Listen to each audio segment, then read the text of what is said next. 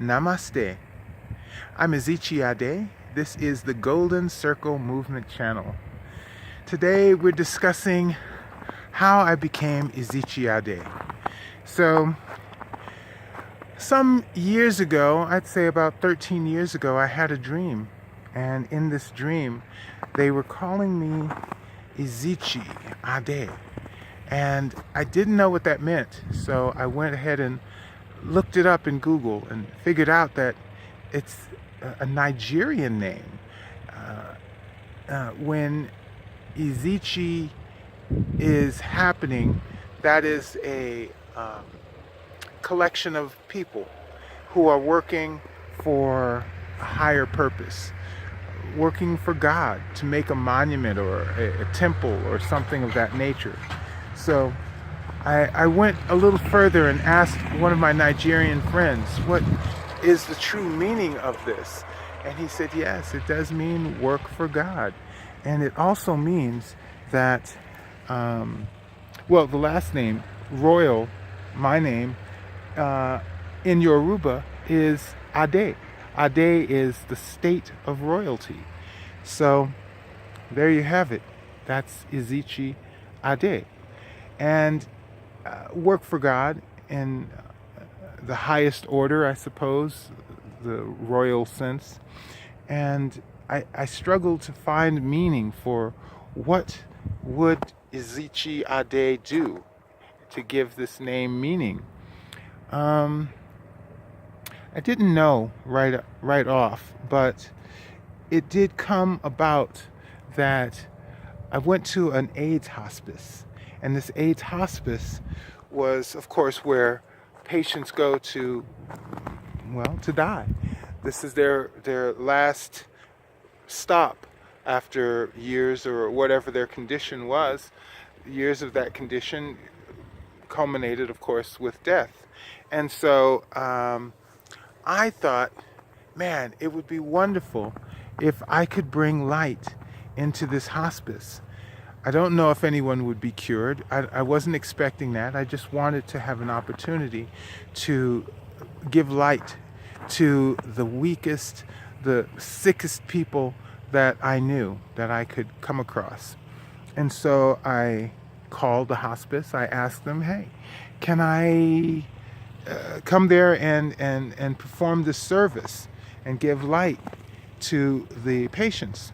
And as I was talking, the director, she hung up on me. She hung up in my face. And 4 years went by of trial and failure. And one day, the director, she said, you keep calling, so I'm going to send you to the chaplain who is assigned to that hospice, Carl Beanhouse. He would evaluate my request and make a final decision on whether or not it would happen. So I went and I met with him, and he took me into a room with someone who was very, very, very, very sick. He was so sick he couldn't eat, he couldn't sit up. He was, of course, dying from AIDS and the complications that it brings. He was unconscious. He wasn't in a coma, but he was unconscious. He was not like sleeping or just, resting. He was completely out. I would imagine so, because he was so weak from not eating. So I began with my prayer, and I began to channel light to him. After about 15 or 20 minutes, our session was interrupted because the patient woke up. He woke up, and the first thing, he looked at me. He didn't know who I was, but he said, hey, I'm hungry. And so I called a nurse. This is amazing. This man hasn't eaten in about a month. They've been feeding him intravenously. And he decided to wake up, and he wanted to eat. So at that point, the chaplain said, hey, you know what?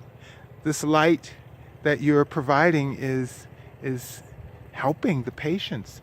So I want you to come every week and give light to as many patients as you can. And that's what our dedication was to do. Me and my wife, we went to Carl Bean House every Tuesday, and we did a prayer service. We did Joe Ray light work for as many patients as who would receive it. In the beginning, there were no patients who would receive it. They didn't know who we were or what we were about, what we were planning or whatever. So they just abstained. And so it was just me and my wife, channeling light to each other, doing prayers and raising the vibration of the hospice. One day though, I'd say after about 2 or 3 weeks, a patient decided to receive, then another patient, and more and more. And eventually, we were giving Joe Ray to as many patients, I'd say at least maybe 10 per visit. The issue that I had was that when we would come back the following week, those patients had passed away. They had expired. So now we had to solicit new patients to receive the light.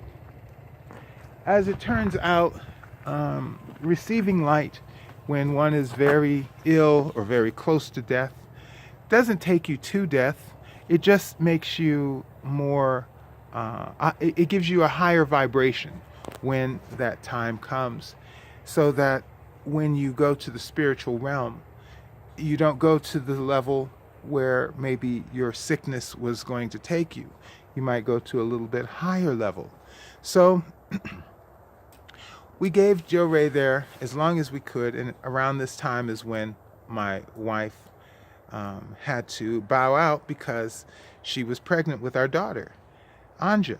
And this is when I came into the name Ezechi Ade. I wasn't using it in the sense that no one called me Ezechi Ade, but I had this feeling, this presence inside me. I felt like I had a higher calling, like there was more work for me to do, even beyond the hospice. But we found that the work at the hospice was not only instrumental in my formation of Ezechi Ade, but we met a patient, Paul Derringer.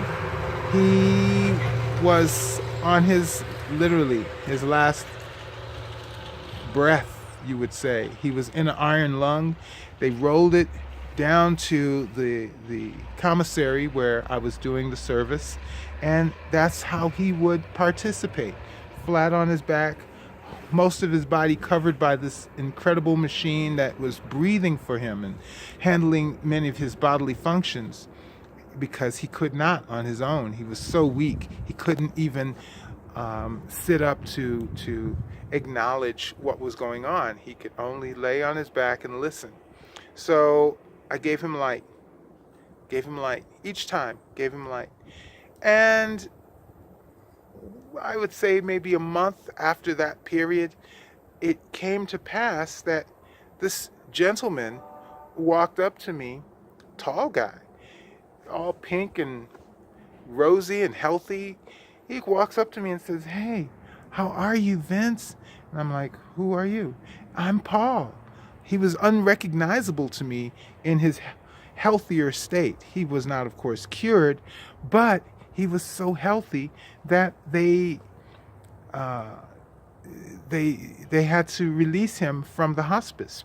He was not able to stay there because he no longer met the conditions. His T-cell count had gone so high that he was no longer eligible to stay in the hospice.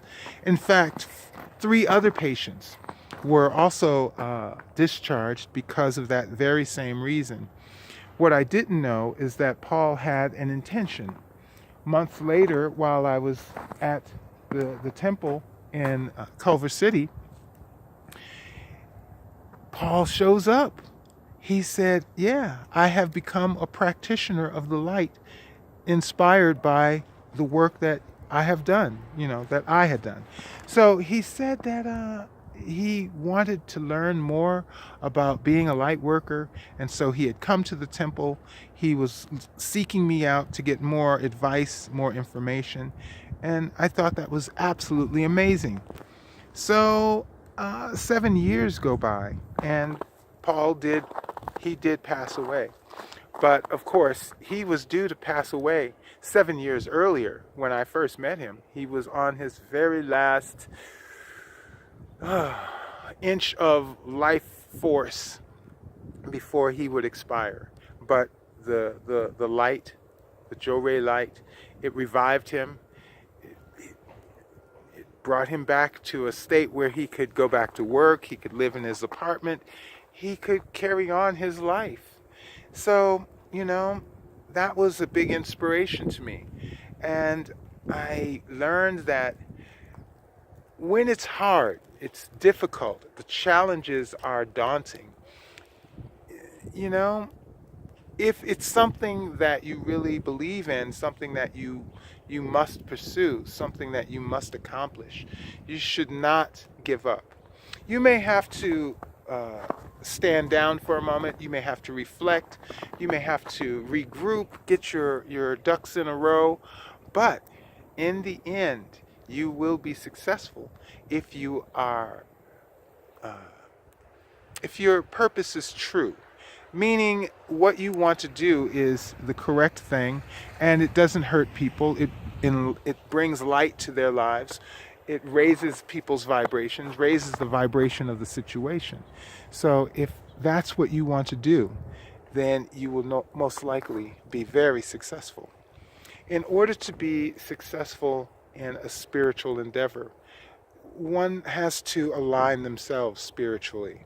So I found by giving more light to as many people as I could, it raised my vibration. It aligned my particles such that when I would set out to do spiritual work, it was very successful.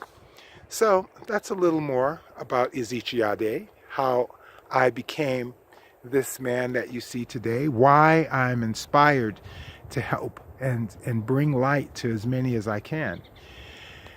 I'd like to hear your origin stories. How did you find this type of endeavor? How did you become a light worker or energy practitioner? What is it that you do, and how do you do it? Why do you do it? Please leave me a comment below. Please like this video, share it with others. Please subscribe to the channel. Make sure you get the notifications. And I appreciate your participation in this Divine Light program. Thank you for helping to create paradise on earth. I'm Ezechiade. Namaste.